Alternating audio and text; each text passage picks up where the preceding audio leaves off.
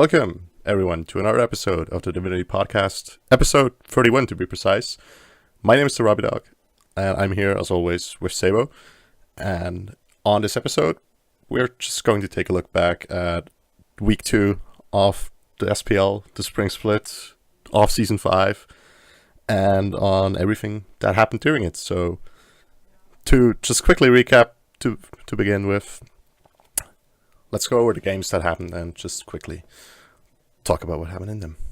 So on Tuesday, we started again with the European side of things, and we saw the battle at the top of Europe between Dig and Rival right now, because they've both been very good in Season 1 and Season 5 so far. And Dig managed to win 2-1 in that set against Rival. There were some close games, but in the end they managed to sort of edge it out. The second game of Tuesday was Obey against Mouse, so a very lopsided matchup between those two teams.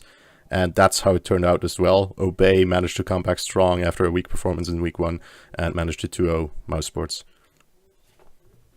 And on Wednesday, we shift over to the North American side. First matchup was E United falling again to Trifecta 2-0. Some late game communications breakdowns seem to be what's plaguing E United in this particular set. Hopefully they get turned around, because they did look better overall. And then in set number 2, we had Counter Logic Gaming versus Space Station Gaming. This was actually turned out to be the battle of the top of North America. And homie face Vimana Jungle is going to give Annister nightmares, because damn, is that thing scary. But isn't scary on Trifecta? Don't do that again. That was annoying. Shut up, F-Dot. Or no, it was shit. Shut up, aggro. Yeah. Anyway, on first day we had 3 more sets in EU. The first one we saw was Dig 2-0ing SK. Again, it was a very lopsided matchup, but SK managed to look decent in it, managed to look like they had a chance in that one. I think especially in game 2 of that set, where they didn't get heavily stomped. But game 1 was still a bit of a stomp. And the next set we saw was actually between Energy and Obey, the teams that have some history together now, because they've obviously swapped their supports in the off-season, like we've talked about many times already. And in this set, the games that we saw were both close, right? It was a 2-0 set in favor of Energy, but both games were close. Energy just seemed to be prepared for what Obey was doing, and seemed to know what would be coming, and seemed to be able to counter it very well all the time. And then the last set we saw on first day, deep into the night already, was Energy and SK. Again, a very lopsided matchup, all things considered, and it turned out to be a pretty big stomp on the side of Energy, and they managed to pick up the 2-0 there as well. And finally, heading into Friday, we got some more North America action. In the first game, we have Splice against Trifecta, and Trifecta puts up a good late push in game 2, but unsuccessful, as Splice holds them off for a 2-0. Then we have Paracuda and the boys taking on Clout for the first time this season, as Space Station hands LG their first loss of the season with a 2-0 victory. But in the third and final match of the week, we had LG redeeming themselves as Weekend and Clout pop off to carry them to victory over Splice 2-0. Yeah, I really think with that match specifically, when we talk about the Luminosity guys, they've really established themselves to be one of those teams in contention for the 3rd place, right now, assuming that, or in contention for whatever space there's going to be available once United gets sort of back to form, right? And because they've just beat Splice 2-0, right, in a fairly dominant performance as well, right? Game 1 was pretty contended between the two, but in game 2, Luminosity really seemed to handle them quite well. And obviously, Splice beat Trifecta earlier that day, so you really have a sort of even tricore of those 3 teams right now, it seems. And I'm not sure when we're going to see Trifecta play against Luminosity, but that could be a match that's going to determine which teams stand, right? Because if Trifecta manages to pick up a win there, then we're sort of gonna have a three-way tie between them when you think about it, because Splice beat Luminosity beat Splice, Splice beat Trifecta, and Trifecta beat Luminosity. So we would have just a three-way tie among themselves, basically. And if Luminosity manages to win, they sort of establish themselves as the best of those three teams. Not even just establishing themselves, they've looked the best out of the three teams so far. I mean, handling E United in their first set of the year, and then really handling Splice in this final set on Friday. You got to hand it to Weekend. Weekend has. There's a lot of people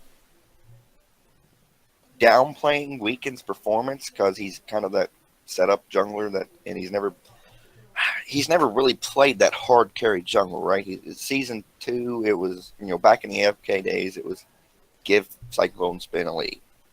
Feed Cyclone Spin no matter what happens to you. And then in fast forwarding to the Allegiance, when he was on Allegiance without Cyclone Spin, it was always, get stealth. Get some kills for stealth. Get him ahead. Let him carry late game.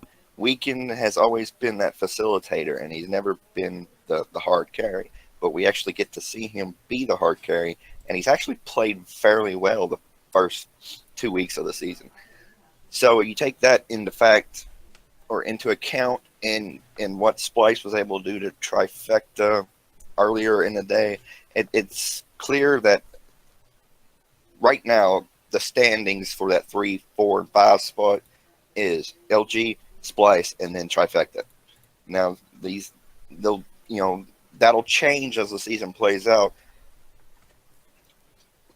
When E United finally gets it together and starts playing like they can, I imagine those three will be fighting over 4, 5, and 6. But until that happens, we gotta say LG is the top of the second tier of North America right now.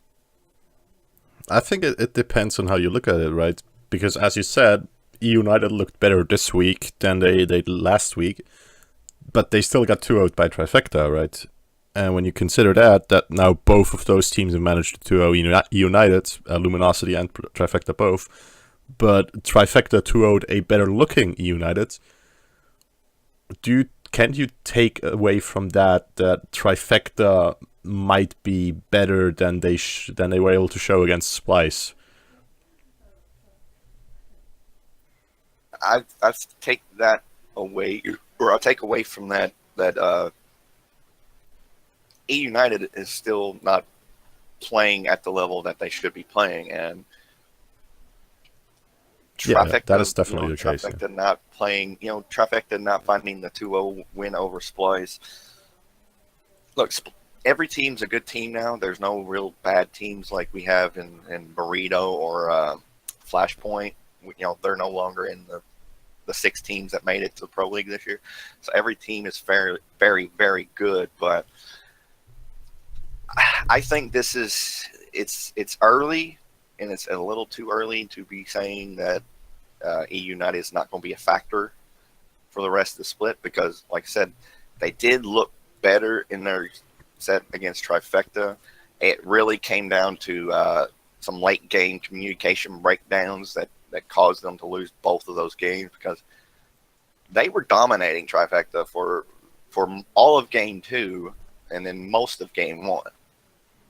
And then, like I said, late game communication breakdowns. Like, for example, game 1, you just seized up a middle Phoenix, you're falling back, Panda Cat gets caught out. Polar Bear Mike turns around to try to save him. He dies. Benji turns around to try to save Polar Bear Mike. He dies. Venenu, the final one to fall, just trying to save Benji. Like, going in one after another, just lambs to the slaughter. Yeah. Somebody's got to communicate and say, hey, Panda got caught out. We just need to back up. We still have Fire Giant here. They can't really take anything and win the game. So let's just back up and then fight 4v5 until Panda Cat gets back up or, respawns. That didn't happen. They just kept going in one after the other. And then late in game 2, very much the same. There was a Trifecta was able to get the Fire Giant. There was a siege of the tier 2 in mid lane. Benji goes in. The rest of the team falls back. I guess the call was to retreat. Benji's already in the middle.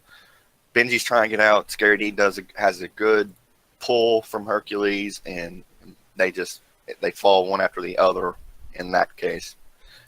Hey, give credit where credit's due. Scary D was able to pull Benji back in, and then Panda Cat steps up too far and gets pulled in by Scary D as well, and it's just spelled the end from there. But again, I really think that once E United gets these communications issues, because we don't know how long they took them off after Worlds. They may have only started practicing a week before week 1, so who knows? Communication seems to be an issue right now for E United, and once that gets turned around and they're able to effectively beat people again, I think it's pretty clear that E United is going to be up into that top 3. Yeah, I think that's certainly realistic. What I don't necessarily think is that Luminosity have clearly established themselves already as being the team that's going to be basically the best of the teams remaining, right? Outside of the 3 top teams that we expect to be there towards the end of the split in Space Station, and what's the other guys? CLG and in United. And again, I think you have to consider that Trifecta looked good against United still, and it's not like United had just entirely poor games in week 1, right? That's where we disagree, right? Like, Trifecta didn't look all that well against E United. It was really E United breaking apart in the late games that Trifecta was able to pull out the win. So yeah, but then you can say the same thing. You can say the same thing about both of their sets in the first week against Space Station and Luminosity, right?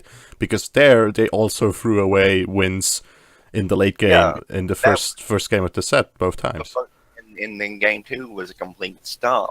That was not the case this week. Game 2 was E United was doing the stomping. It was just they fell apart later. Yeah. So they finally woke up and decided, we lost game 1. It's not the end of the world. Let's beat the crap out of them in game 2. And I think it's just a matter of time before E United gets back on track. They have a week and a half to work out their communication issues because they don't play again until this Friday. And they have 2 sets on Friday. So I imagine one of them's going to be a win, and I really hope the other one is too, because E United just, they need it right now. They can't afford to keep dropping games if they're going to make it to the spring finals. Yeah, and looking at the sets that they're going to have, they could be some tough ones, right? Splice is not a bad team, and CLG is looking like an amazing team right now. Maybe to talk about CLG a bit, they obviously faced Space Station this week and managed to find the 2-0 there. So it seems so far that your predictions was more right than mine, all things considered, right? Because we were both talking about how I was saying that I expect Space Station to be ahead of CLG, but the opposite was the case, at least in this head-to-head matchup between the two. Yeah, let's take a look, and our main point of argument when it came to these 2 teams was Baskin was better than Herwin. And that was pretty much the case in this set. But Baskin and Andister was not better than Herwin and Homifay. Yeah. The 2 paired together, that right now the meta seems to be jungle and mid carrying the game, especially through that middle to late game stages. And Homifay just destroyed Annister in the Mana jungle. The way he built, I've been a proponent of the Mana jungle since DJ started running it. I love running it in the jungle. It's just, it was never worked out, and Homifay, finally brought it out and showed what it could do in the jungle. And god damn, did that, what was it, game 1 where he goes into big baby form. Annister blinks. Jeff gives him a shield, and he still can't get away. Like, sprint was popped, everything, and Homie Faye was just pounding on him all the way, and it was like, God damn. Yeah, didn't he build like Fatalis and boots and more movement speed that game? Yeah, he was basically had all four of the movement speed items. Yeah, it's pretty good. It's gonna be pretty hard to get away from that big baby. Yeah, but everything they had expended to try to get Annister away from him, the blink, the sprint, Yeah. Jeff's shield, like, still couldn't outrun him. Yeah, that's the power of a mana when you're ahead, because no one's gonna be able to kill you. You're just gonna regenerate through all of their damage, and they can't run if you're building like homie build. So there's not much you can do to really counter him in any way. So yeah. I'm gonna be seeing in my nightmares if I were Annister. Yeah. That was just something to watch, and I was quite impressed with it. And Baskin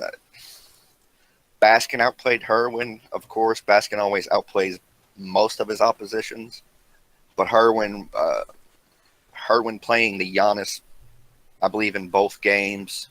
Yeah. How the mobility worked, and with Homie Faye building the mana like he did, like the pairing of Homie Faye and Herwin outplayed Annister and Baskin, and that's not something a lot of people were going to expect going into the set. Yeah. I mean, the thing that is what really gives them an edge right now, CLG over Space Station, is that Andy's not managed to look good outside of that one game where he just completely stomped everyone, right? Outside of that, he's not looked like the Annister of old of seasons 1 and 2, or even in season 0. But you say that, but he looked really good against LG last night when they 2-0'd LG. Wait. it seems to be. Oh yeah. It just seems to me that Counter Logic Gaming is the best team in North America right now. And look, Homie Faye and Aster, they were teammates for like entire season. Annister played good in the mid, but he was never really like the level as everybody else. Coming back to the jungle, I imagine it would take him a little bit to get back on track.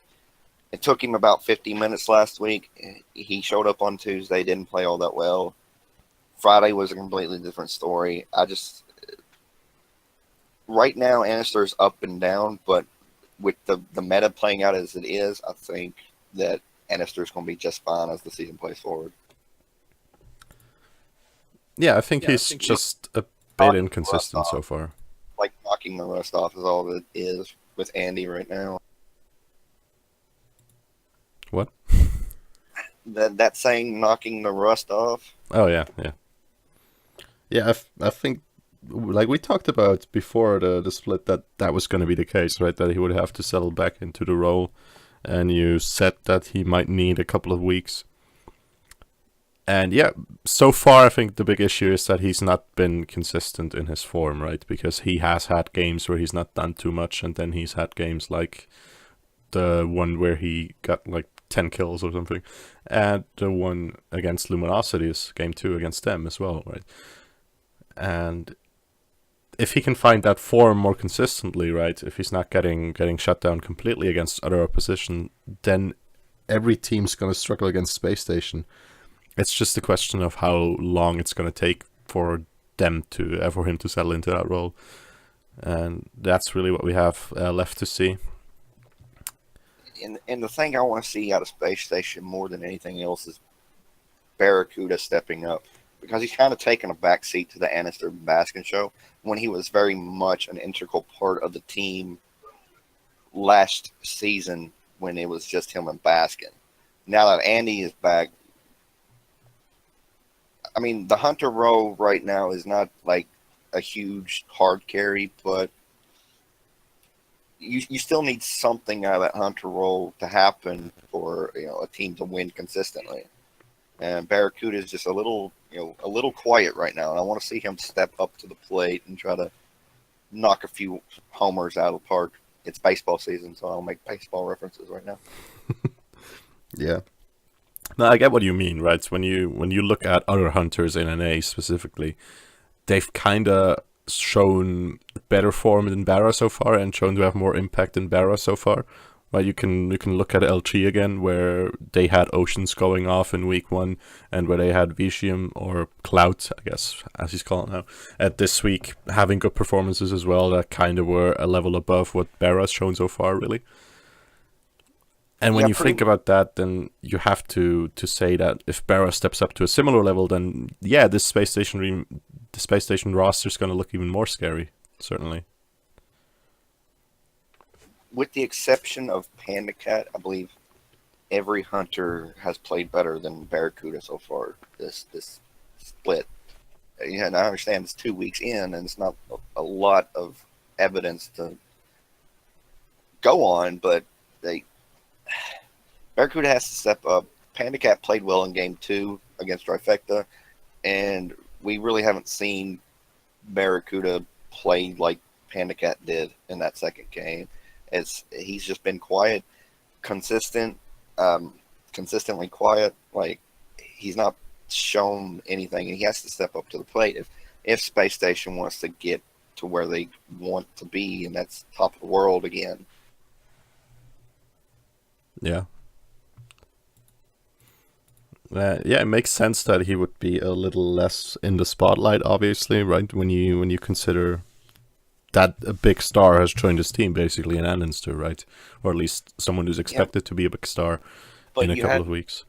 you had But yeah, you were in the spotlight last year when it was just you and Basket. When adding Annister on the team shouldn't cause you to fade to the background. It should just make that spotlight bigger because there's 3 of you instead of 2 of you now. yeah, we've Fair. seen other teams, right? We've seen other teams where the ADC plays a sort of third role, and that still had their ADC look dominant, right?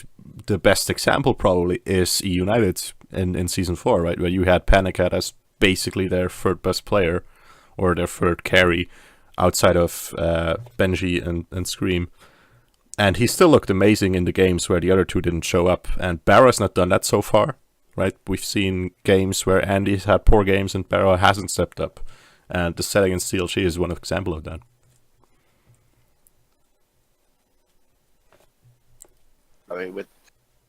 You hit it right on the head when last season when E United won Worlds.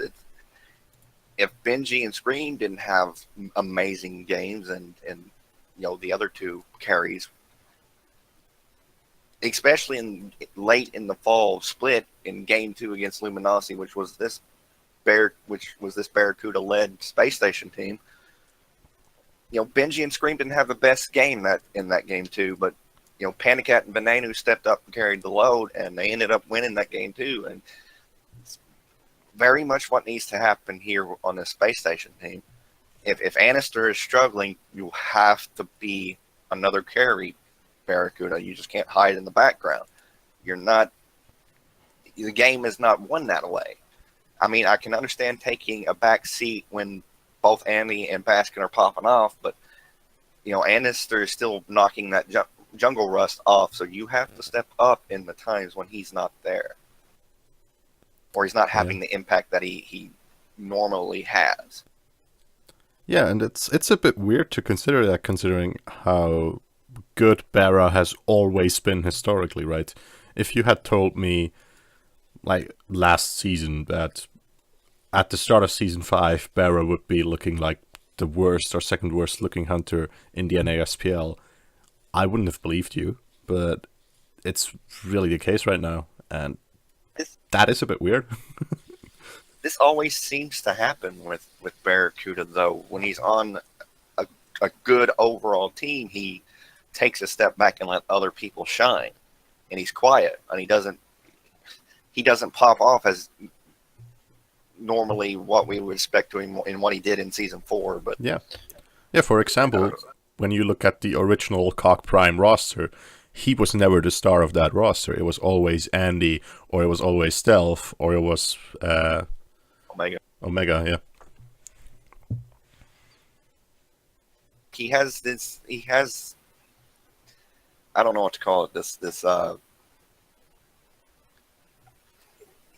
He takes off when he's on a good team. He takes games off when he's on a good team. Yeah, I think what it is. I feel like what it is when you have a system built around him somewhat, then you can put him in a position where he is going to be great, but he needs to have the system built around him a bit. Otherwise, he just looks like nothing too special out of the hunter role. And that is, I think that's not even specifically when it comes to pressuring him in the laning phase or anything, right? You don't need to create pressure for Barracuda in lane. Barracuda's just going to stay in lane, and he's always going to come into the late game farmed, because that's what he's very good at just inherently. Where I think he needs the system to be built around him a bit is in the late game fights or in the mid game fights. And a part of that's the meta right now. I mean, Aggro spoke of it a lot this weekend, how, hunters aren't really that late game hyper carry that they were. It's been more that they're the setup for the mages now. And yeah, part of that is the meta.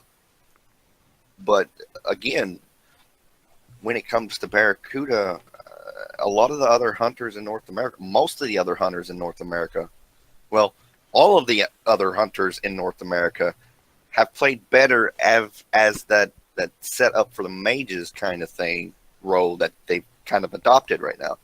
Barracuda has not, and most of that is Baskin just being Baskin and doing Baskin things, but you gotta have some sort of impact on the late game, and Bears just doesn't have it right now.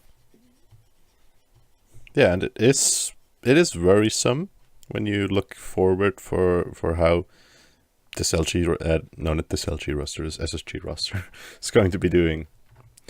But yeah, I want to see how things develop as the season goes on, right? Especially again, if Andy becomes more consistent, then Barra might not even need to step up, and they can still be a good roster, even if Barra isn't really a shining star anymore for them. But yeah, and I mean they're still fairly clearly the number 2 team in NA right now. Yeah, until United steps it up. Right now, they are. You're right. They're number 2, not only in the standings, but from the eye test, they look like the second best team in North America. Yeah.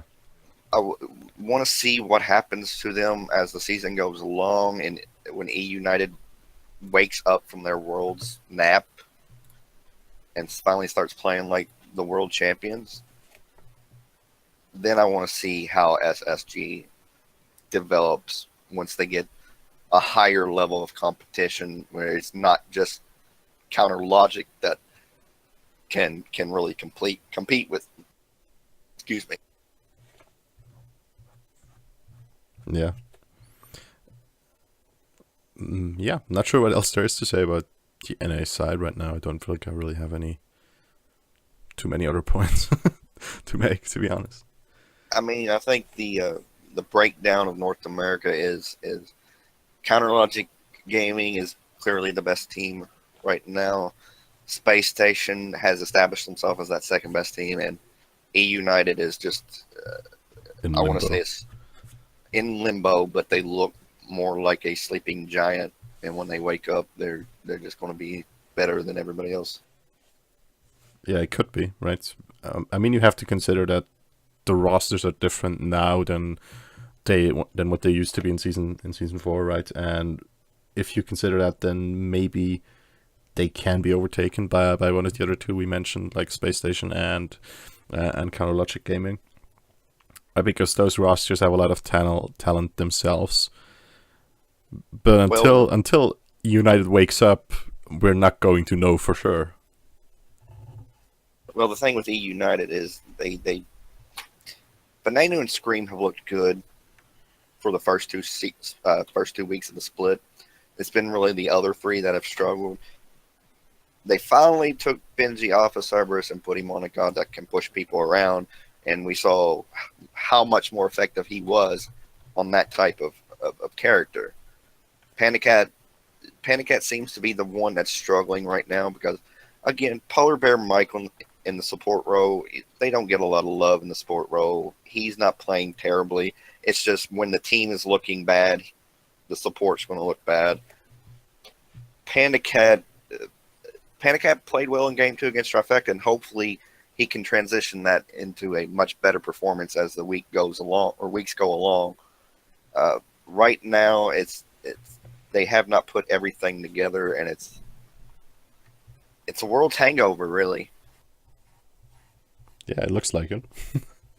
I mean, it's always hard to say what exactly the issue is, but from the outside looking in, it just looks like the team's kind of not on the same page right now after their World Championship win. And once that's sorted out, they can definitely go back to being the potential number one team in NA. I absolutely agree with you on that regard. The casters said it this week. Like, if you're going to take a split off, the spring split's the best one to do because you need to be getting into form in the summer, and you need to be at full strength come fall.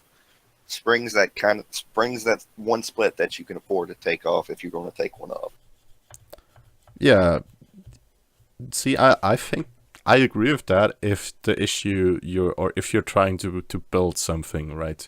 But United's not necessarily trying to build something, they're just trying to maintain the roster that they already have. Right? When you make roster changes, the risky changes you make can be in the spring split, right? We definitely know that it's not how you begin the season, it's how you end the season. Dignitas. Yeah. No, but see what I mean is, I think that holds up the entire argument that the spring split is the one where you can take a split off or you can try stuff if you're actually trying stuff, and I don't see United trying stuff because they've kept the same roster. They still seem to be playing basically the same stuff. You gotta at least look like a decent team. I agree with that. Like, and E United coming off Worlds, they just haven't looked like a decent team right now. But again, it's only the spring, so I'm not too worried about them. Yeah. No, what I just mean is, right, the spring is the least important split in the regard that if you're gonna do something like what Mouse Sports did and bring big man things into the mid roll, the spring is the best split to try that. If you're keeping your roster together and looking bad, then doesn't matter what split it is, really. Can we talk about big man teams? Yeah, let's talk about big man things. What do you want to say about big man things? I don't hate the Odin mid. Yeah, I liked it, especially with the team comp they had around it. It was very much. It was weird in the early game, but he built like an Odin should later after they got out of that laning phase, and it turned into a normal team comp after that, right? Like, don't hate it as much as everything else, as much as the other things he's played so far this season. So, which one is better, Odin mid or Chalk mid? I like the Odin mid. I like the Odin mid better, to be honest with you, because it just makes sense, right? Like, very early in the game, that bird bomb is crazy powerful. Giving Odin a mage's blessing on top of that, where it's 30% extra damage from abilities, that's not something you want to fight in the early game. Yeah. And, he built Jotun's Wrath and Warrior's Tabby after that, after you get the mage's blessing. And then started building defensively like you should, an Odin. And then Cherio with the Giannis jungle. he turned in from the jungler to the mid laner to the mid mage as the game went on. But the power spike of that Odin is that early to mid game where Bird Bomb is chunking people, and just having that 30% extra ability damage from the mage's blessing. It's a scary idea if it works. Yeah, yeah. I've always been a big proponent of Odin mid, to be honest, because he has the clear for it, right? Unlike a lot of other warriors might not, and he has the burst to fight over the objectives that mid laners sort of fight over, just generally, right? Especially when you look back at previous seasons, things like season 2, 3, and 4, and especially season 2, right? When you look at the traditional mid camp fights that you had, Odin does the same thing there, or can do the same thing there that a mage can. So he can fill that role in the early game, like you said, and then in the late game you can have him transition into an off tank. And if you build him that way, which Tinks did, then it can certainly make sense, right? And I don't blame him for them losing it, for them losing to Obey in that match specifically, and in that set in general. It wasn't the Odin's fault. Yeah, and the casters made it sound like it was the Odin's fault going into game 2, but it wasn't really. I mean, it was working for when it was supposed to work, that early to mid game where Cherio was hitting these through space and times right after Odin and Big Man Tings hit those bird bombs. That, oh yeah, and I forgot to mention earlier, he had a red buff as well, so that's even more damage. And so, traditionally Odin's played in the support or the jungle. He can be played in the solo, but he's not really like, he doesn't transition to the late game as well as other solo laners do. Yeah. And so the mid and the support, or the jungle and the support, is where he's typically played. But you kind of lose his most powerful part of his game when you put him in one of those two roles. The early game bird bomb damage is the highest it's going to be because people don't have defenses online yet, and it's chunking people because you're leveling those two abilities first. You put 1 point in your ultimate, and then you don't think about it again until like level 16 when you're finishing it off. So, the rest of your abilities are getting more and more powerful. Your Gungir's Might, or whatever, I forgot what it was called. It's the 3. Hits twice. Well, 3. Okay, your 3 hits twice. Shield. Yeah, 2's Raven Shield, 1's the Leap. Yeah. Your 3 hits twice and implies a slow. And you have the red buff, Mage's Blessing, and the Warrior's Tabby and Jotun's Wrath. That's still doing a lot of damage, even if you don't connect on the bird bomb and say you want to use the Raven Shield as a defensive option to get you out instead of using it as a bird bomb. So he's very powerful in the early game, and when you stick him in the other two roles that you normally see him in, you limit your ability. You limit Odin's ability to affect the game more.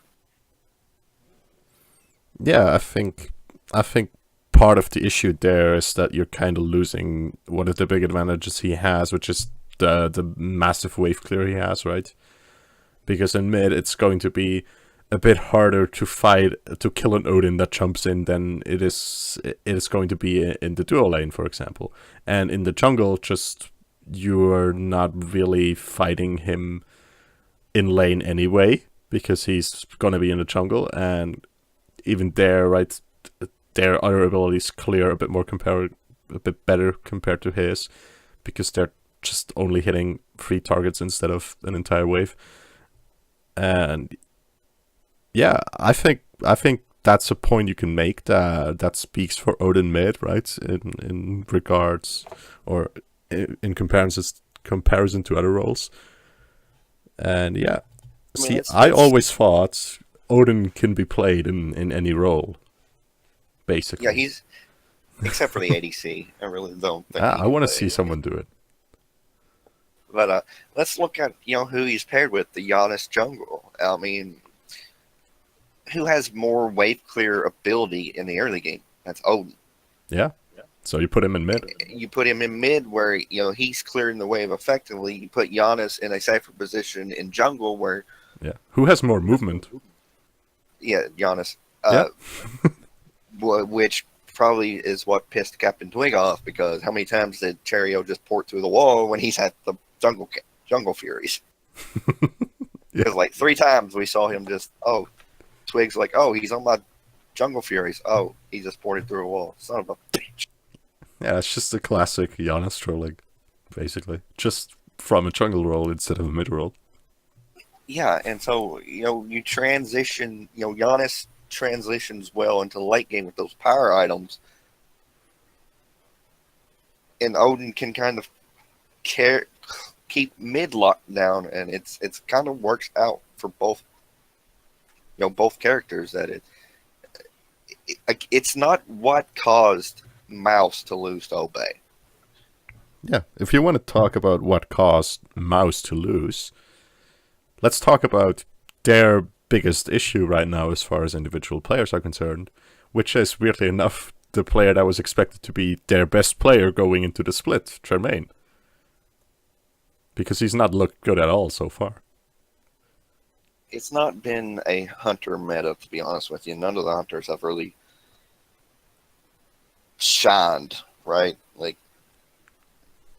none of them, I can't think of a single one that's had a really huge impact on the game outside of Oceans, and he's just the sub. Yeah, I mean, it's not that he's not... How do I say this? Like if you say that Ataraxia, or no, that Barracuda has looked the worst out of the hunters in NA, right? To look the least impactful. I think the same sort of applies to Jermaine. See, I would make the argument that Funballer's been less impactful, but I understand. Yeah. You can make that as well, that argument. I can understand where you're coming from when it comes to Jermaine. The dual lane for Mouse is just widely considered the best dual lane in Europe, but it's not. They've not really played all that well this split, and you gotta, if you're going to put Mouse's troubles on anybody, it's gotta be Jermaine right now, because even Nika over in the solo lane has played well, considering who he's up against.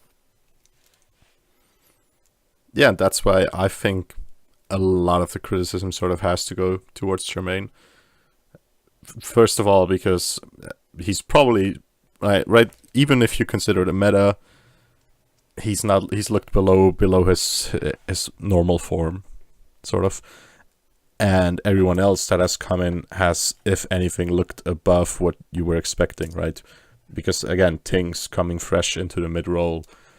You weren't expecting him to be lights out in the literal first game they played in Season 5. He looked lights out. Same thing for Nika. He had a long break from SPL level play. You didn't expect him to come in and go 5-0-0. He did.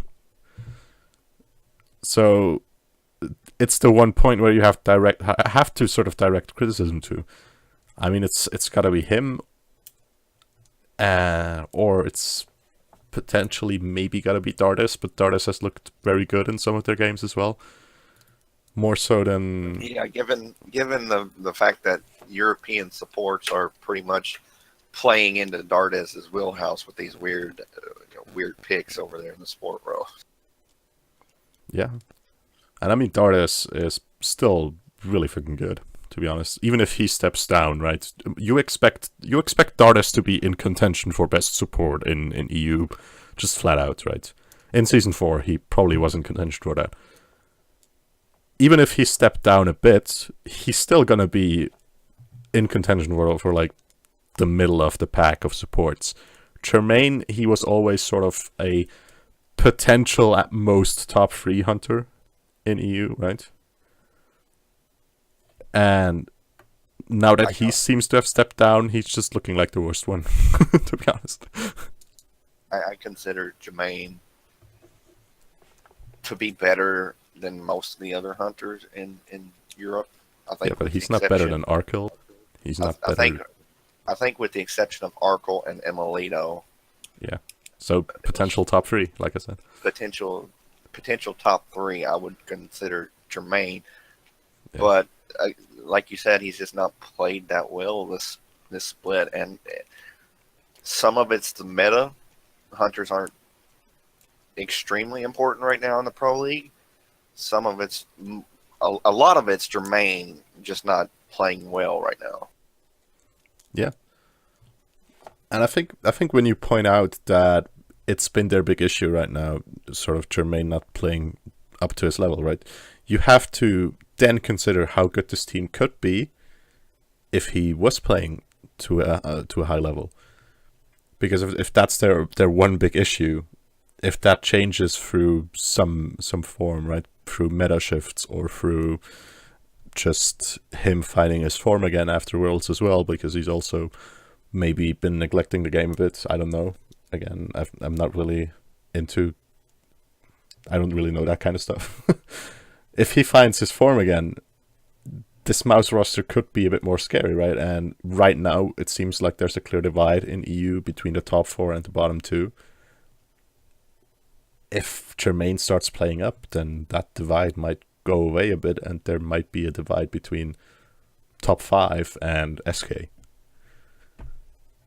Yeah, let's talk about SK for a moment.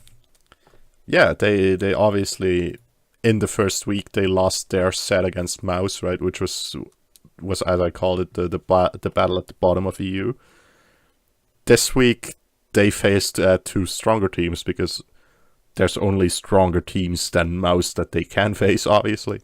And those 2 were Team Dignitas and Energy Esports. And they got 2-0'd in both sets, which is kind of what you were expecting. What you weren't necessarily expecting was how heavily they got stormed by Energy, right? Because you expect them to be in the game at least. And when you look at the historical context of this roster, because it's 4/5 of the Valence Squad roster from last season, which was playing up to the level of a Dignitas and up to the level of an Energy, right? Online regularly. So it's a bit weird to see them look as poor as they have right now. SK, I think the best description of SK right now is bland. Yeah, I could see They're where that bland. comes from. They're you look at the roster, and it's a fairly good roster. It's just they don't have anything that makes them stand out like the rest of the EU does. Like, you look at their picks, they're all normal picks, bland picks that you see all the time, and other teams think are very, very good. Yeah, But let's other just teams look at their comp in the first game against Energy, right? The first game I'm looking at right now.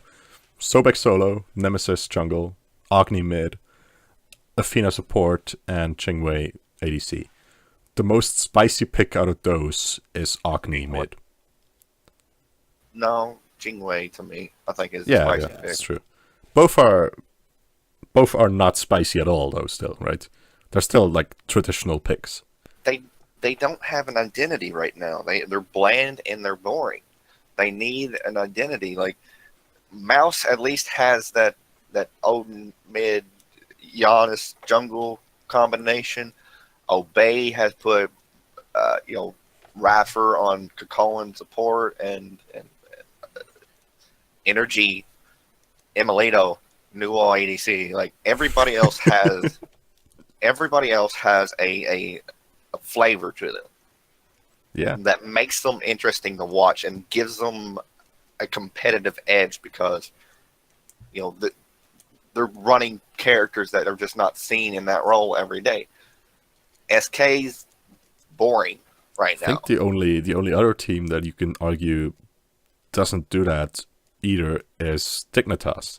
And Dignitas still has Trix's warrior supports, for one, and they're just all potential top 1 players in their role in EU. So it works for them, right? They don't need to do spicy stuff generally to win. And I don't want to say it's spicy because I'm not getting like I don't mean pull out the spice. I mean get an identity. Just give us some Dude, flavor, just in give us general. give us some flavor. Don't be bland like you have been for the first 2 weeks of the split. You're playing top picks, yes, good gods in their roles. You're just not like what else is there to say? Funballer, I'm not putting all the blame on Funballer, but I much rather see Funballer on these magical ADCs like the Freya and the Chronos. It's a little bit of a spice, yeah, but Funballer is really good, and that could bring a bit of flavor to this team and make them interesting to watch, and give them a competitive edge because nobody else is running Chronos or Freya at all, let alone in the ADC role. Yeah. And then Lobster, like Wait, didn't someone play Chronos ADC as well? in Molino. Oh yeah, of course he did. Oh yeah, yeah.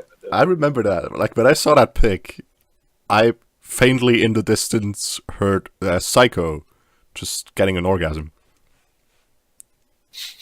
Fun, but Funballer has always been that when you think of Chronos ADCs, Funballer is usually one of the first to come to mind. Yeah. And they just it would be an interesting pick and something with a bit of flavor to it to make them interesting to watch and give them a little bit of a competitive edge because you still have to deal with Chronos in the late game where he's hard to kill and all that other stuff. Lobster seems to be back to his same old season 4 self where he's not having an impact whatsoever. Put him on Anubis. Give him Anubis. Build a team comp around him that's built to protect Anubis. Like, at least Anubis was one of the stronger characters coming into Season 5 because how lifesteal works and how good lifesteal is on him. He hasn't been played yet, mainly because he's not very safe when it comes to any role, let alone the mid lane role. But it would be something different than what you're doing. And what you're doing is boring and it's not working. You got to try something different. Yeah, I think so as well, right? I think if you wanna put or point the finger at any of the members of this team right now, first has to still be Lobster, kinda, because he's just not managed to step it up, just overall since in a long time, right? He's not looked good. Not looked like a mid in contention for one of those top 3 spots in ages. And by now you could give someone else a chance, right? If he's still your main shot caller, then that's an issue, obviously. But at this point in time, when you have the talent that you have on this roster right now, and it's not been working with the shot calling for over a year now, that might be reason to change things as well. And bringing in Batcha doesn't seem to have alleviated that, right? His personal level of performance hasn't risen with Batcha coming in. When Funballer and Lobster were on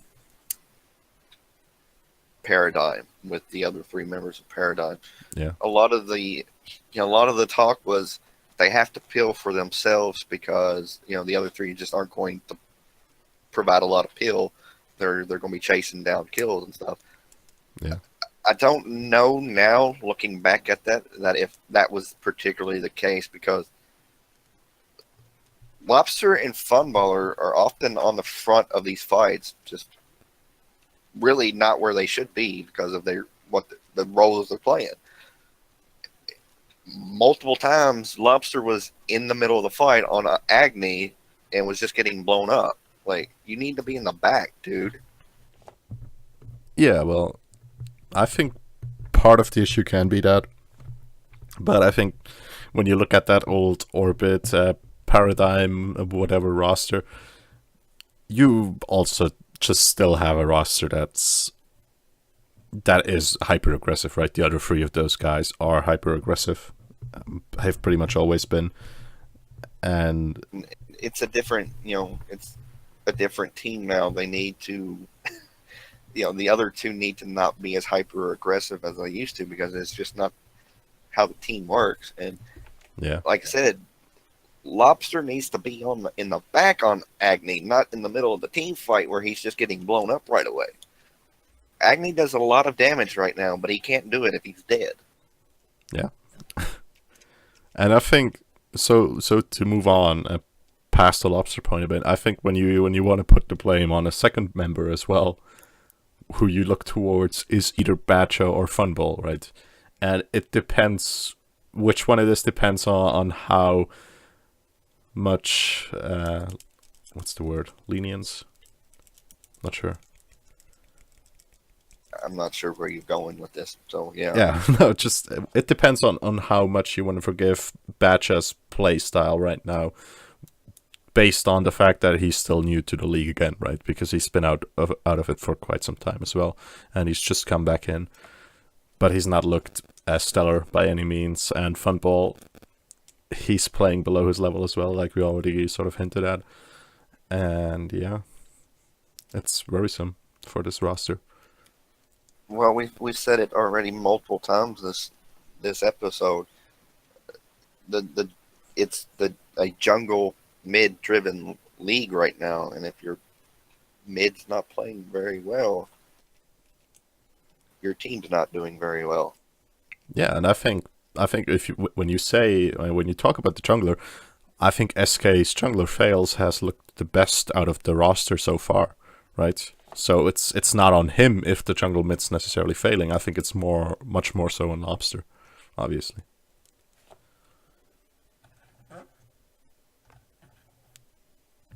Right, as far as best member is concerned, it's got to be between Fails or Ducky right now. Yeah, I would say that exactly. That's what I get from this roster. I like Ducky a lot. He's he was on that team that first gave Energy a loss in season 3. Who was filled in for somebody, but he was on the team that upset Energy in that for their first loss of season 3. And he's always been kind of a middle of the pack kind of solo laner, but he's still very good at what the team asked him to do. So Ducky, yeah. I think Ducky and Fells are much better than the rest of this roster right now. And given the other names on this roster, who would have ever thought that Ducky and Fells would be the best two on this roster? Yeah, I think with Fails you can sort of expect it, right? But with Ducky, it's really, really surprising, right? Because there's no world in which Ducky should be better than Funball, just first of all, right? So that is just a weird situation. But yeah, what does this SK roster need to do? What do you think? Just kick Lobster. Get someone else. I mean, who are you going to get to replace Lobster? Shadow Nightmare's retired. If you can convince Shadow Nightmare to come back, go for it. he was one of the best mid laners in Europe when he was playing. So if you can convince him to come back, yeah, go for it. But Farrakirk and Mr. Stefan and all the other mid laners that are playing right now in the minor league, yeah, if Lobster doesn't get it turned around soon, they're all valuable options. But it's as far as what they need to do if they're not making any roster changes, they just need an identity, and they don't have one right now. And it's boring to watch this team. Yeah, and I think when you look at what their identity could be, if you're going to accept that Lobster's not going to be a carry mid laner anymore, then you can think about having him play a setup man for the other members of the team, right? And specifically for Fails and Ducky, I think. Right, it's not I've, what the traditional style right now is for Season 5, what the meta sort of dictates right now, but it's something you could do, theoretically. I think if you put Lobster on a utility mage like a Giannis or an Aphrodite, and then get Funballer a more hyper carry of a hunter, possibly Soul. I think that can work out for both of them, but it's got to be a utility mage, because he's just not doing the damage that he needs to anymore. Yeah. So yeah, they're the big sort of team that is looking poorly right now in EU, honestly, and looking below expectations, because the other ones that have come in, like we said already, have looked decent. We were talking about Obey during week 1 because they obviously went down 0-2 against 2 strong teams, right? I think it was it Rival and Dig? Yeah, it was Rival and Dig. So yeah, they went down 0-2 against basically the 2 best teams in Europe right now. But they managed to come back this week, obviously. We already talked about Mouse Sports, and Obey managed to find a 2-0 over them this week. And it's looking up for them a bit, right? They then lost to Energy, obviously, on first day. Yeah, but still, they have some good results now, at least under their belts. Energy looked like they were just on the front foot that entire game. Like Obey was always a step behind. Yeah. I mean, I'm pretty sure Raffer would like to get a win over Energy, and I like the Obey roster overall. So I expect going forward that they're going to be better than what we've seen so far. This is the exact opposite of what's going on in North America with SG and CLG. You know, you were thinking Energy was going to be the better team. I thought Obey was going to be a better team, and it turns out you're right this time, and where I was right was counter logic. So see, I'm the expert on the EU side, and you're the expert on the NA side, so it all makes sense. Can either of us be considered experts? I don't think you need to have any sort of certification to call yourself an expert, so definitely. Saying that the most disappointing part of this Obey roster right now for me is Ataraxia, but that's because it's just how the meta is shaping up around the hunters right now. Ataraxia has not been as impactful as we're used to seeing. Raffer is transitioning well, but there's still, fairly clearly a disconnect between him and the rest of the roster. Pretty Prime still, in my opinion, the best mid laner in Europe. Yeah, you can certainly make a case for it. It just seems that there's a disconnect between Raffer and the rest of the roster, and with Ataraxia struggling right now, it's not looking good for Obey at this particular moment. But as the year shapes up and as it starts to, things start to change, I expect Obey to be perfectly fine with this roster and how it's set up now. As long as Zelia doesn't meet up against Benji at Worlds again, I think they'll be fine. Yeah, but did you see Game 2 between them and Energy? Because Maniac basically pulled a Benji on Zelia. I mean, I'm pretty sure he got tier 1 tower like 7 minutes in, and he was proxy farming beyond tier 2. It happens. If it happens in one game, okay. Benji does it to him every time they end up against one another. Yeah, that's true. Zelia played well in that first game. Like he played, he wasn't the best player on the team, but there was nothing to complain about in game one. He was playing his role and doing what he was needing to do. I think it might have been game one where he lost tower early and got proxy farmed between tier 2 and Phoenix. Honestly. God damn it, dude, stop lying to me. You're making me look bad.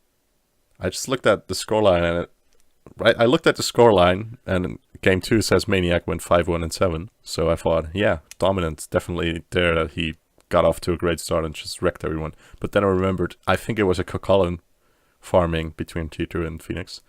And he played the Cocolin in game 1. So it must have been game 1.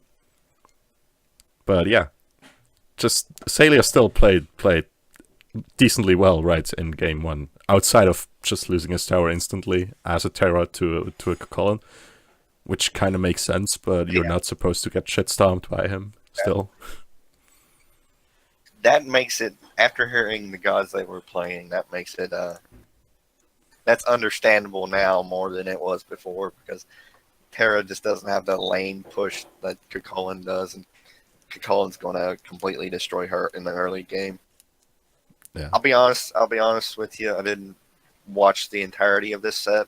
I skipped more towards the end of the games to see how they ended and how they won. But Zelia, again, from what I saw of it, didn't play terrible against Maniac completely.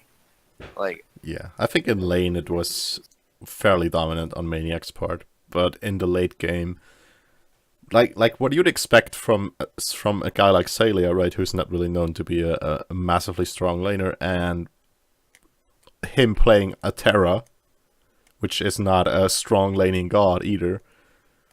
If you combine the two, then you expect him to look better in the late game, and you expect him to put up a closer fight to compared to Maniac in the late game than he will do in lane, right? And I think it's fair to say that he did, certainly.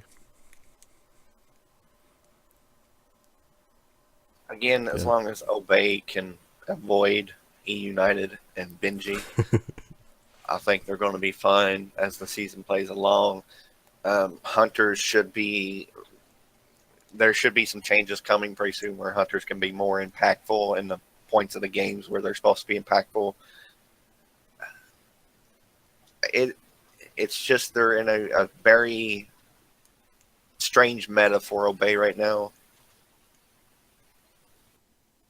Because, if Captain Twig's the facilitator, much like we were saying Weekend was, in this, Azalea's going to play these late game teamfight gods. It was always Nate and Prime that were the two hyper carries for this team, and with the Hunters not being in a good spot right now, Nate can't really do that. And Prime can't do it alone. Yeah, and I think in a lot of the games that they've lost, it was that Prime didn't step up, right? And he can't be expected to step up in every game. That's why you generally have two players that are capable of stepping up. But the issue there is, again, like you said, the meta doesn't favor Hunters right now. And Twig's not generally going to be the carry of a team, and Salia's being put on the supportive gods like the Terra. So you would have to have your Hunter step up, and if he doesn't, then yeah, it's most likely going to end in you losing the game. And I think that was just the case this week against Energy. Obviously wasn't the case against Mouse Sports, because against Mouse Sports you did have Twig getting off to a great start, right? And you had Prime playing well as well, and you even had Ataraxia playing well there. And yeah, in part because it was just a lopsided matchup between the two, right? I think Obey's going to be better as the season plays along. Yeah, I think that's certainly the case. Go ahead. I think that's pretty much all you can say. Obey's going to be better as the season comes along, because they're going to work out these issues where with Raffer, because like I said, there's clearly a disconnect between Raptor and the rest of the roster. Raptor is playing well. The rest of the roster's playing okay. It's just they seem to be on different pages. Yeah. And once they get that worked out, I think the team's going to be better as changes to the meta come along, and Ataraxia can start having more of an impact on the game. This roster is going to be just fine. It's just a bad start right now. Yeah, I think that's the main. Those are the main two things that you look forward towards. You look forward towards them building more synergy with Raffer, learning a bit more to play around him, to the sort of unique style he has. But he wasn't anywhere near as plug and play as we were expecting him to be, sort of. And Ross meta changes happening that are going to make hunters more impactful again, which I think is certainly gonna happen some point down the line. Right, high risk isn't really high risk is balancing, doesn't generally neglect hunters. That's not historically been the case. I don't expect it to be any different for this season. So they will probably get buffs just down the line, and when they do, then yeah, Obey can definitely be a better roster again. So yeah, the last talking point we had on the EU side that we haven't talked about yet was the big matchup between Rival and Dig, right? Because that was, like I sort of titled it, the battle at the top of Europe. Yeah, Rival took game one, and then Dig pulled off a 2-game sweep to finish off the set. That was one of the better sets of the week because obviously everything else ended 2-0. This was the only set that goes all 3 games. Oh, and it's two of the best teams in Europe, or the 2 best teams in Europe. So I thought it was a very fun match to watch. Rival, again, game one, looked better in all facets of the game. Dignitas didn't look terrible in game one. It's just Rival really played well in game one. And then Dignitas was able to pull it back in 2 and 3. So yeah, I think the funny thing is, right, we saw a sort of reverse from what happened at Super Regionals between those two teams in game 2. Because there we had also a close game with very few kills happening. And then one team just wipes and is able to just end the game off of that. And I think we had a similar thing happening in that game, right? Where they just got like 2 or 3 kills at Phoenix. Or no, not at Phoenix, at the tier 2 in the solo lane side. And just managed to push down all the way to end the game. Believe it or not, that seems to be the story of the league right now. Like that's more than just Dignitas and Rival, right? Like again, it happened twice to E United this week where they lose 2 or 3 members and at the tier 2, and the next thing you know, the game's over because yeah, but the special thing is, I think the reason it's different for those 2 teams is because it happened before at Super Regionals, except then it was Rival that did it, and that then just pushed and ended the game in like a couple of minutes. And the big difference is here it seems to happen like ridiculously early into the game, right?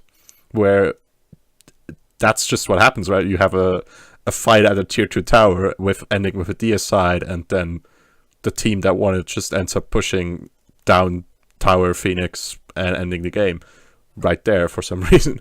Because for some reason it's possible in those situations, and in others it just isn't.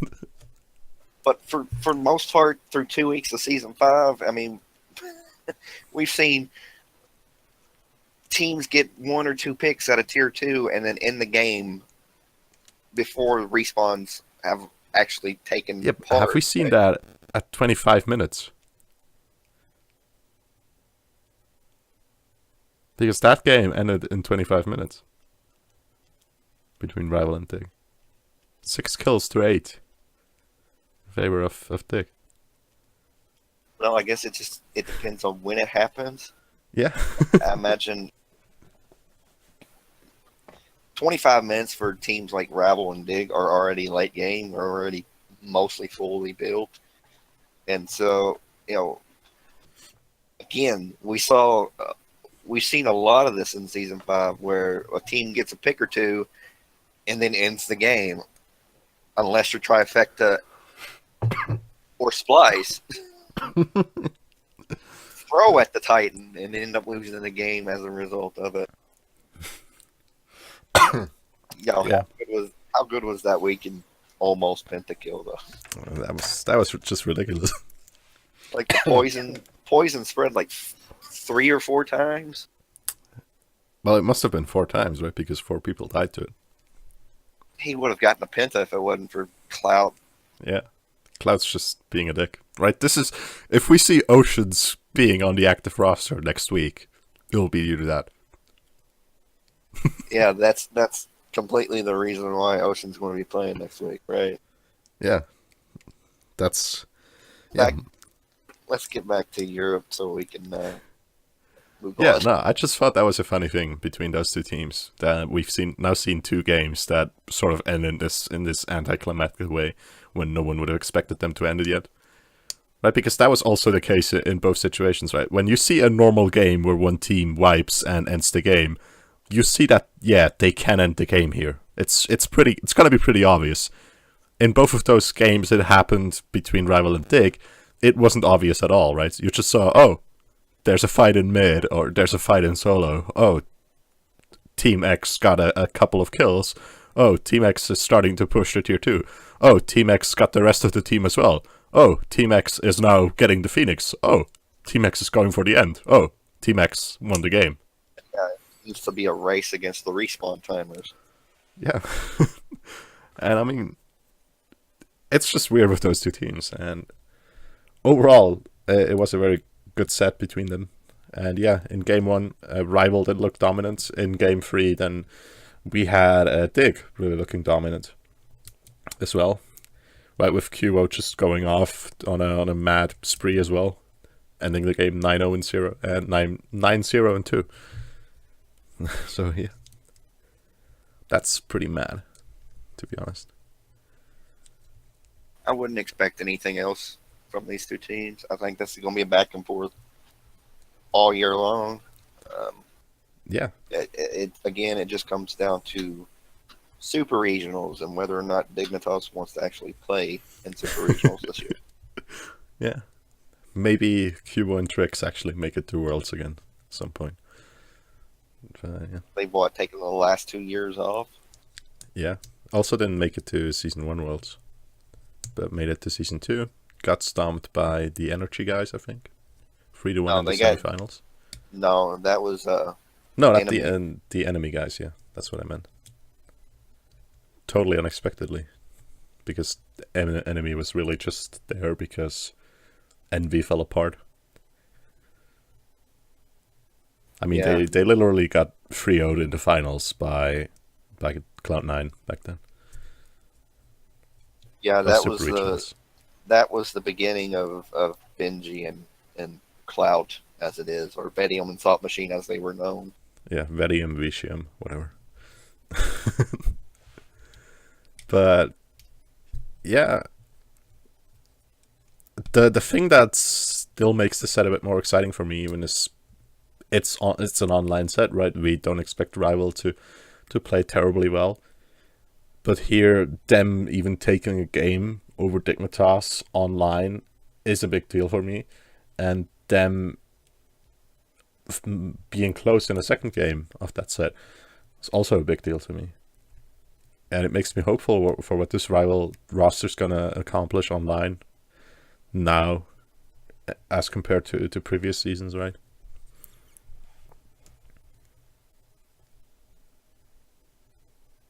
Well, yeah. Rival's a lot stronger at lands than they are online typically, but they played really well this year.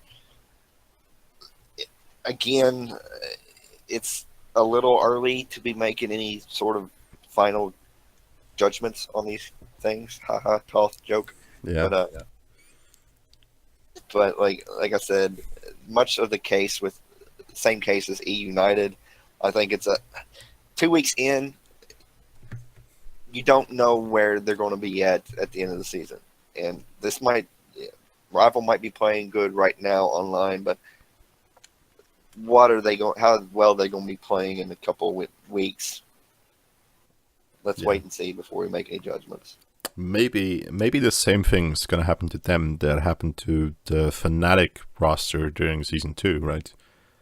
Where they were known as a just complete LAN team, like Lanimals, during season 1, right? Where they were terrible online. I think they ended the split in the second to last place in EU.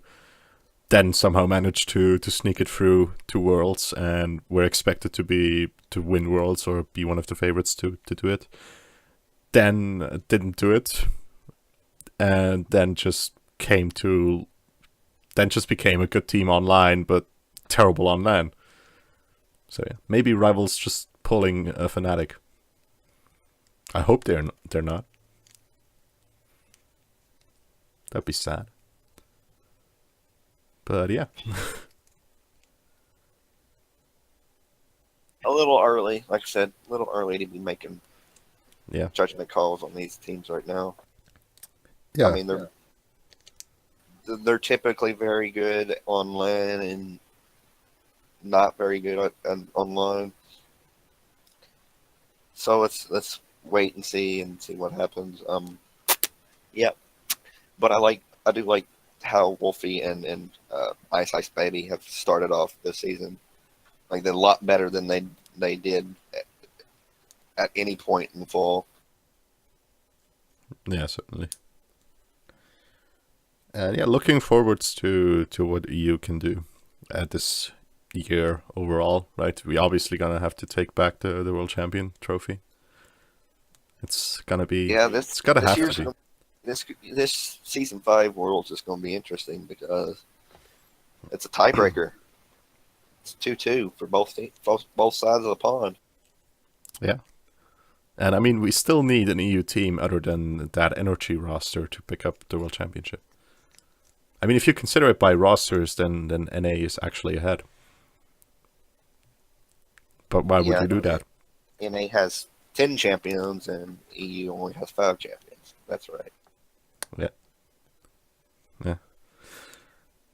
Anyway, is there anything else you want to talk about? Just off the top of your head. Let's give out our MVPs. Yeah. You do the EU and I'll do the NA like we did last week. So yeah, I think for the EU side, right, it's gotta have to go to someone from Dig or someone from Energy, because they both went 2-0 this week, right, which was very good. Obey also played 2 sets. The team that also played 2 sets, they only went 1-1, and SK went 0-2, so no chance for them. And then you had Mouse and Rival both losing their only set of the week. So it's gonna have to go to one of Dig or Energy, basically. And since this is a jungle-driven meta, it's generally gonna have to go to either Adapting or to QFred. And I'm gonna give it to QFred right now, because he had just a mad set against that Rival team, and another set where he just farmed SK. And it was a pleasure to watch. He was great in those games. And considering the stakes are even a bit higher for Dig versus Rival than they are for Obey versus Energy, I think that performances he showed there, especially in the last game, earned him the MVP award for this week. Yeah, and in NA is a little bit tougher to call. I mean, because we didn't see any team go 2-0. Every team, E United, 1 set of the week, lost. Counter Logic Gaming, 1 set of the week, won. And then everybody else split 1-1. So it's kind of hard to pick an MVP for North America. But if I'm going to give it to somebody, I'm going to give it to Weekend. Just because, like, they would probably be still playing against Splice right now if Weekend hadn't picked up that quadra kill to end the game. And then carry as Arachne in game 2. Like, he was the most impactful jungle, the most impactful player this week for that LG team. And it was really a question between him and Homie Faye. But Homie Faye wasn't the lone factor. And, well, neither was Weekend because Clout played very well as well. But Weekend saved the game and had a bigger, saved the game makes him more important to his team than what Homie Faye was this week. So I'm going to give it to give it to Weekend. First time ever. Week Meister 667 is the actual MVP. Could have just given it to Baskin. Well, Baskin lost. Well, so did Weekmeister. Yeah. Well, that was kind of your point in that introduction. But yeah. I mean, you're the NA expert, so I'm not going to disagree with you on NA things. Unless you're calling them better than EU, then I will definitely disagree with you. But yeah. Okay, let's go forward and talk about our matchups of the week for week 3. Yeah, so on the NA side, big matchups that we've got coming up. There's a couple actually, looking at it. And the first big one we're going to have is on Tuesday, the first set of the day between Energy and Team Dignitas. Obviously, both very good teams, right?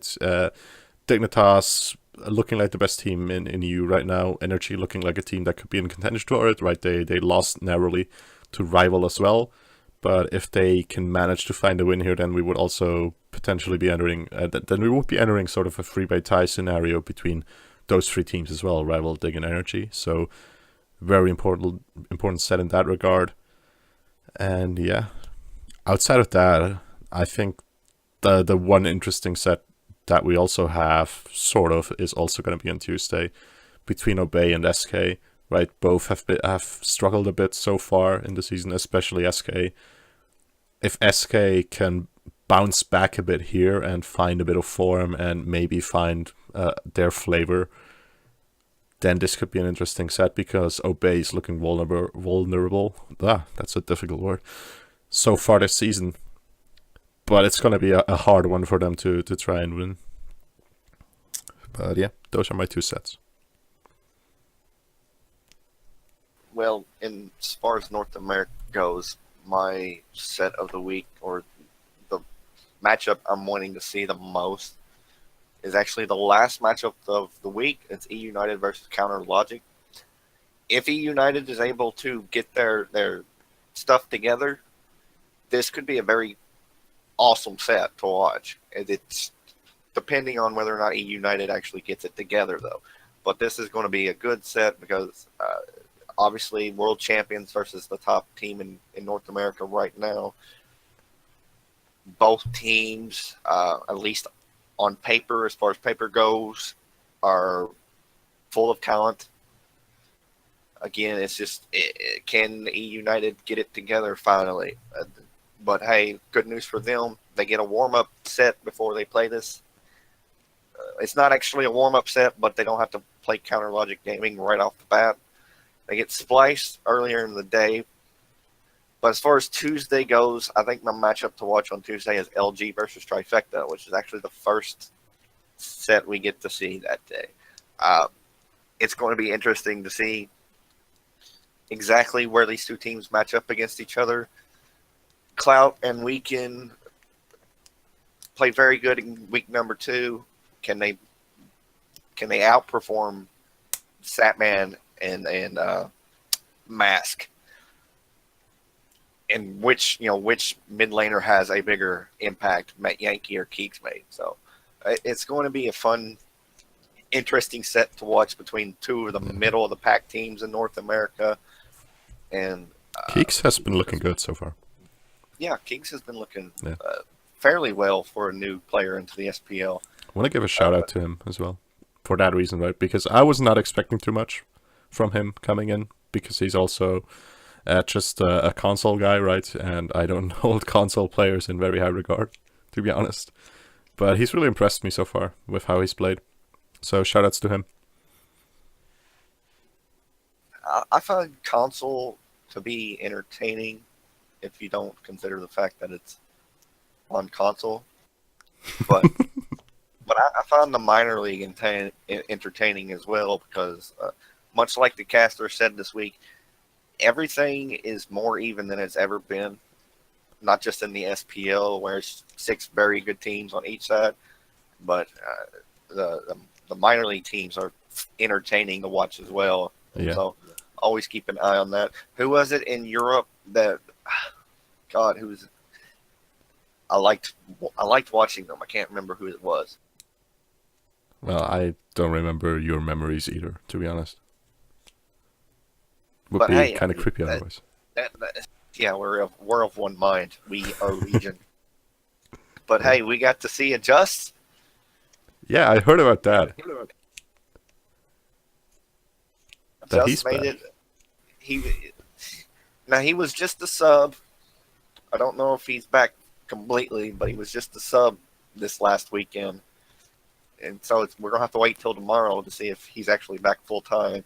But yeah, we got to see Just come back after almost 3 seasons. Because if you haven't been around that long, Just was the jungler for Enemy in season 2, or at the fall of season 2, when they made that Worlds run and ended up losing to Epsilon/Energy, adapting in the boys in the finals. 3-0. And we haven't seen it just since. Yeah, well,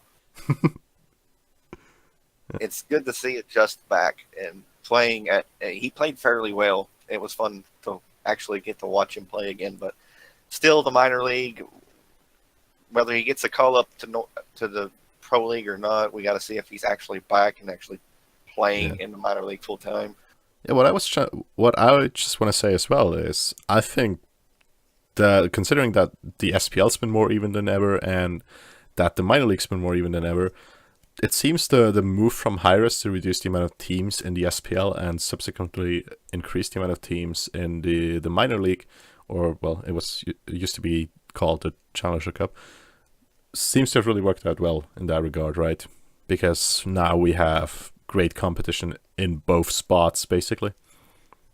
Yeah, I completely agree. I think both leagues have benefited from this, from these adjustments that Hi-Res has made, and the SPL is much more even because you don't get weeks off where you can beat the crap out of Flashpoint or beat the crap out of Burrito or the Poppies, and you're not facing allegiance every week. Yeah. But again, moving those teams down to into the minor league, where you get people like Adjust and Chapo and Incon and players like Death Panther and Fairkirk, Caspanify.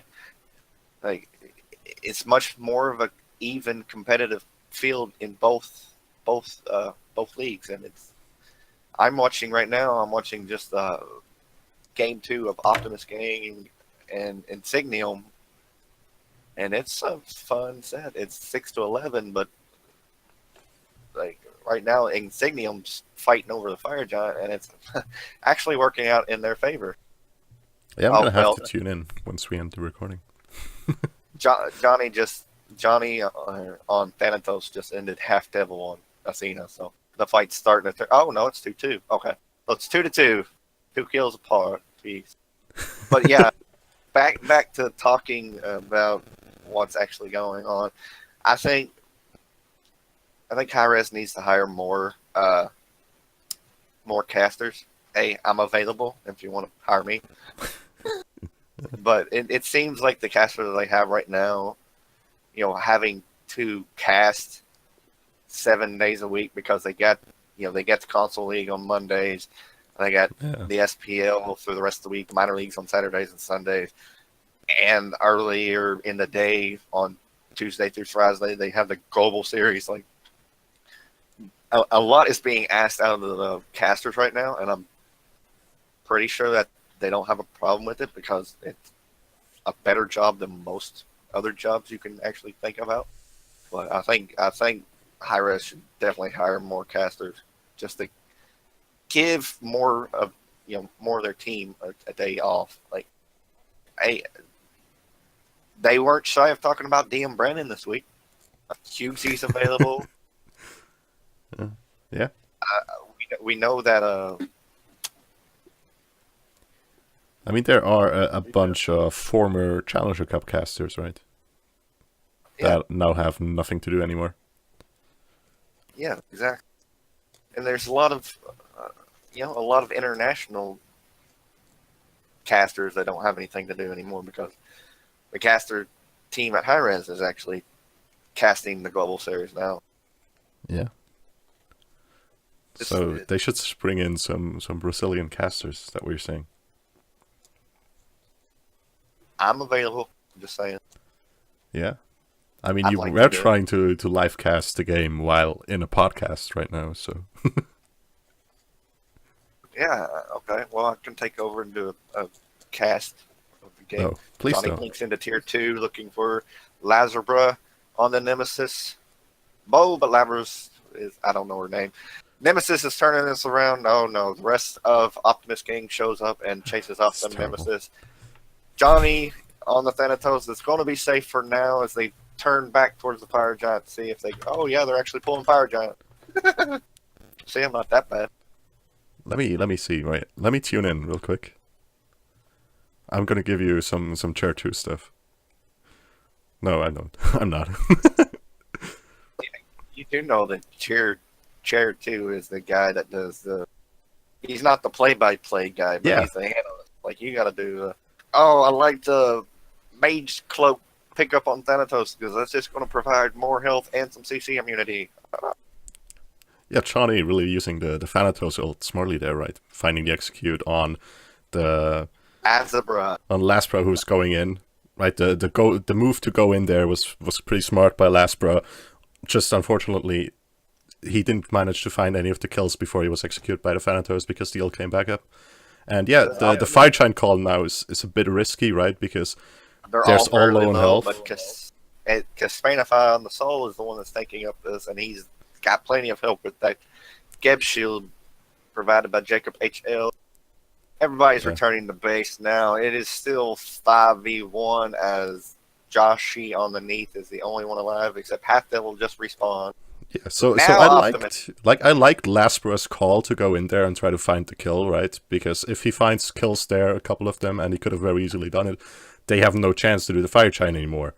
The fact that he dies there and is no longer present to defend the Fire Giant just gave it up, though. And that's sort of the risk you take, right? Whenever you go in around a fight that's around Fire Giant, if you die, you're basically giving it up.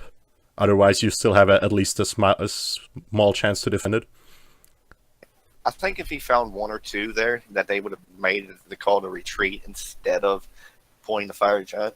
Yeah. Because if he had been able to finish off Fairkirk and Johnny, they just wouldn't have had the damage with Caspanify alone to really finish it off. Yeah, and that's the risk you take, like I said. And right now, Optimus is just pushing down through the entire map and just gonna start the siege, right? They got the Gold Fury, mostly probably just to deny it from them, right? It's already pretty deep in the game. They're all full build already. But as long as you can still deny the gold from Insignium, you're still giving yourself a big advantage by taking that Gold Fury. And now it's looking like they're forming up to push down that tier 2 in mid. And Insignium, they're not really looking to defend this so far, right? They're just keeping to their Phoenixes because the Phoenixes are a lot easier to defend.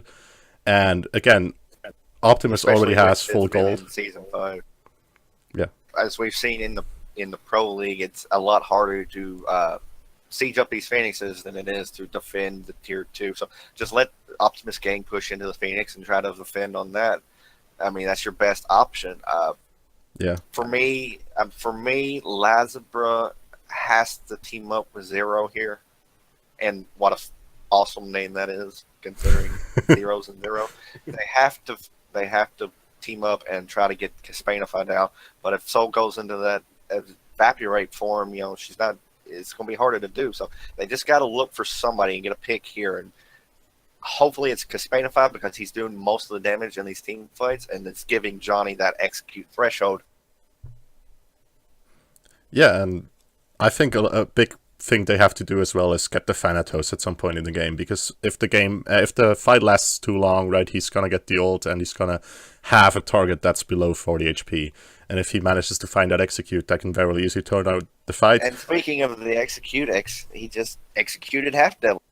Yeah. Looks like Optimus Gang has a. Oh no, they found a. It's 2-2 right now. No, Death Panther just fell. Zyros is going to go down next if they can keep him out of the base. Doesn't look like it. Lazarus picks up a kill, makes it 3-4. Sibby's the only one left. He's the only one with Fire Giant on Optimus Gang. Yeah, this could be a turnaround now, because they're almost certainly going to find Sibby here.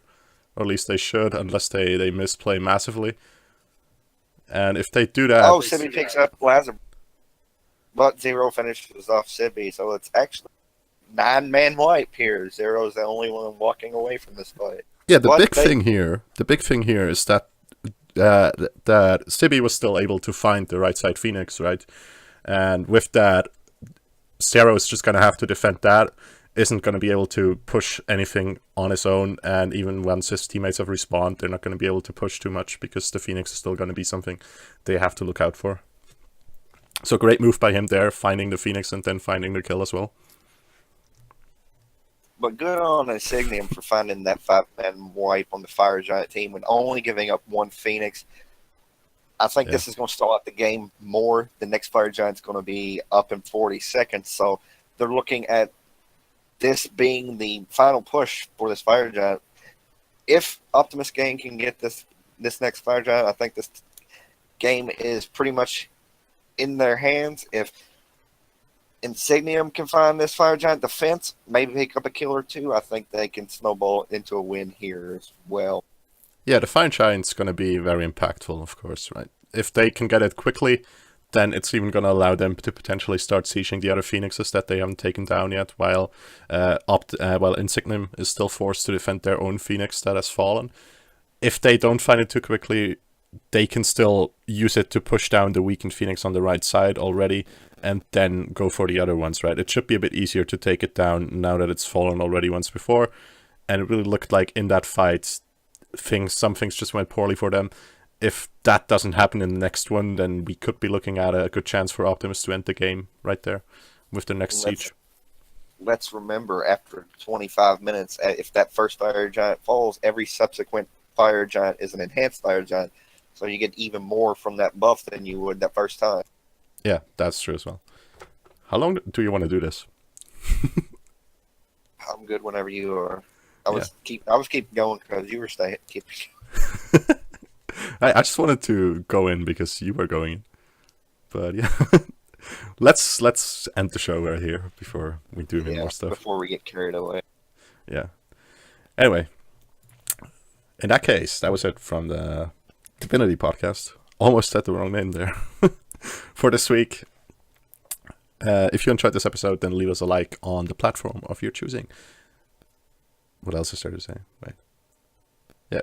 If you want to be notified when new episodes come out, you can subscribe to us on YouTube. You can follow us on SoundCloud. You can also follow our Twitter account, where we will tweet out when new episodes are released, and tweet out other stuff as well. Still gotta do the predictions, by the way, each day. We should really start doing that again. And if you have anything else to say, leave us a comment somewhere. We don't care where.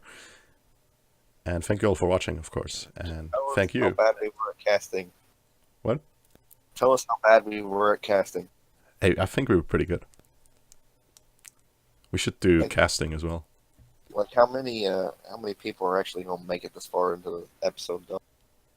Well, we just have to tell him that there's casting at the end, then maybe someone will go in and watch it. But yeah. Yeah, aggro steals most of my shit already, so why not? I swear, if he's casting differently next week, we'll know why. So yeah. Aggro always ends up saying exactly what I say the week after I say it. Yeah, see, there's two theories here, right? First is that you are secretly aggro. The second is that What's the second one? That he's really stealing your stuff. And the third one is we're living in a quantum universe where he coincidentally always says the same stuff as you 1 week after you said it. We're of one mind, me and Aggro. Yeah, you're Aggro quantum and entangled, basically. Your thoughts are. But yeah. Oh, good fight there by Insignia. Oh. Anyway, let's not get into casting again. Oh, they still got the fire child though, Optimus King, which is good. Should halt the push of it. Faircrux able to get away from laser. It doesn't look like it. There, he falls down. It's 5-on-2 now. Optimus gang, even though they have the fire giant, they're the ones with only 2 members. Pretty much seems like Insignia, full health, sieging up this middle Phoenix is going to be able to end the game here, unless Casmanify and Johnny can pull off a crazy defense.